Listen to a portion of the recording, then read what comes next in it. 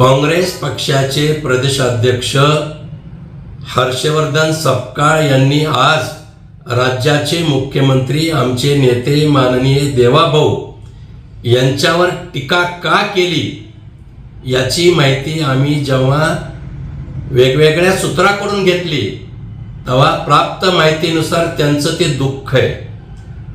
मुळात हर्षवर्धन सपकाळ यांना हे चांगलं कळून चुकलंय की त्यांच्या काँग्रेस पक्षात सपकाळांचं नेतृत्व या राज्यात कोणी मानायला तयार नाही।